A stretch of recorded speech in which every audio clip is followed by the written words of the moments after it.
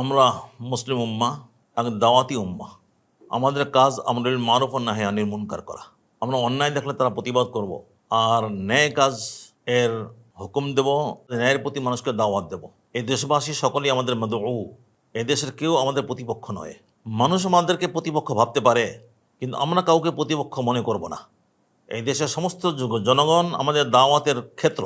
সবার কাছে আমাদের দাওয়াত পৌঁছাতে হবে। যারা মুসলিম নয় তাদেরকে ইমানের দাওয়াত, আর যারা মুসলিম মুমিন তাদেরকে ইসলামী হুকুম হাকামের দিকে দাওয়াত। আমরা কাউকে প্রতিপক্ষ বানাতে পারি না। আমরা সবাইকেই, সবার প্রতি আমরা দরদি হব, সবার কল্যাণকামী হব। কিন্তু আমরা এখানে এসে ভুল করি। একটা ভুল তো করি, রাজনীতির ক্ষেত্রে আমরা কারো কারো লেজুরবৃত্তি করি, বড় এই দলের কিংবা বড় ওই দলের লেজুরবৃত্তি করি। কিছু সংখ্যক এই দলের, কিছু সংখ্যক ওই দলের। ওলামার কাজ লেজুরবৃত্তি করা নয়। ওলামা আপন জায়গায় মেরুদণ্ড সোজা করে রাখবে, তার নিজের একটা জায়গা থাকবে, এবং সেই জায়গার মূল মন্ত্র হবে আল্লাহ আমরু বিল মারুফ নাহি আনিল মুনকার। সৎ কাজের আদেশ, অসৎ কাজের নিষেধ। যেই সৎ কাজ করবে তাকে সমর্থন করব, তাকে উৎসাহ দেব। আর যেই অসৎ কাজ, অন্যায় কাজ করবে তাকে দরদের সঙ্গে বোঝাবো, তার প্রতিবাদ করব, তাকে বাধা দেব। তাকে অন্যায় থেকে ফেরানোর জন্য আমি আমার সর্বশক্তি নিয়োগ করব, হেকমতের সঙ্গে। যখন যেই রকমের মেহনত দরকার, যখন যেই শক্তি ব্যবহার করা সম্ভব এবং প্রয়োজন, সেটা ব্যবহার করব।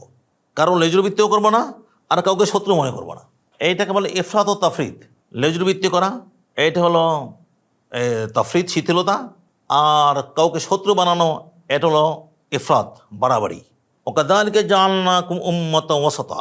আল্লাহ তাআলা এই জাতিকে মধ্যপন্থী উম্মত বানিয়েছেন। মাঝখানে থাকতে হবে। মাঝখান বলতে শরীয়তই হলো মাঝখানটা। এই দিনটাই হলো মাঝখানের দিন। এই দিন থেকে ডানে বামে গেলেই তার প্রান্তিকতা হবে। তাই লেজুরবৃত্তি করার প্রান্তিকতা এবং কাউকে শত্রু বানানোর প্রান্তিকতা। কাজে এমন কোনো পদক্ষেপ নেব না, এমন কোনো পদক্ষেপের সমর্থনও করব না যাতে এদেশের বৃহত্তর কোনো অংশ আমাদের শত্রু হয়ে যায়। যে আমাদের কাছে যাতে এদেশ এমন ভাগ না হয়ে যায় যে দেশের অর্ধেক আমার এবং অর্ধেক আমার পর, বরং সবাই আমার। হয়তো কেউ বুঝে আর কেউ বুঝে না, কেউ অবুঝ হতে পারে, কিন্তু সে অবুঝের সঙ্গে আমি অবুঝপনা করব না। সে অপরাধী হলে রাষ্ট্র তার বিচার করবে, রাষ্ট্রের কাছে আমি তার অপরাধের বিচার চাইব। এমন নয় সেই ব্যক্তির সঙ্গে আরও বহুকে জড়িয়ে আমি একটা বিশাল অংশকে আমার শত্রু বানাবো। আমার মনটা অনেক বড় প্রশস্ত হতে হবে। আমি যদি দায়ী হয়ে থাকি, আমার মনটাকে অনেক বড় করতে হবে।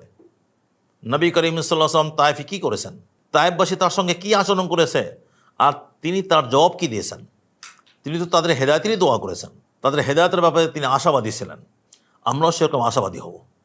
আজ উম্মতের মধ্যে জাহালাত, অজ্ঞতা, দিন সম্পর্কে অজ্ঞতা প্রচণ্ড। নাম মুসলিম, কিন্তু সে ইসলাম জানে না। বিপুল সংখ্যক, বরং অধিকাংশ মানুষ এরকম। সে নিজেকে মুসলিম মুমিন মনে করে, কিন্তু সে ইসলাম কি, ইমান কি, সে জানে না। তা আমার তো কর্তব্য তাকে ইসলাম জানানো, ইসলামকে চেনানো। যে ইসলাম চেনেই না, আমি তাকে ইসলাম চেনালাম না, আর তার বিরুদ্ধে আমি কোনো চূড়ান্ত রকমের ব্যবস্থা নিলাম, তো এটা তো ইনসাফের কথা না। সুতরাং আমরা বলবো যে আমি এই দেশবাসীর কাউকে আমার আপন এবং কাউকে পর বানাবো না। যদি কেউ আমাকে পর মনে করে, আমি তার গলা জড়িয়ে ধরবো। কারণ আমার এখানে কাজ করতে হবে। শত শত বছর আমরা এখানে আসি, প্রজন্মের পর প্রজন্ম আমরা এখানে আসি। এদেশ আমাদের এদেশকে আমাদের গড়তে হবে। কাউকে পর বানিয়ে দেশ গড়তে পারবো না। সে গড়াটা হলো ইমানের উপরে, ইসলামের উপরে দেশকে গড়তে হবে। এদেশ ইসলামের প্রতিষ্ঠা করতে হবে। সেই প্রতিষ্ঠা যদি আমি করতে চাই, তাহলে অবশ্যই সবাইকে আপন করে নিতে হবে।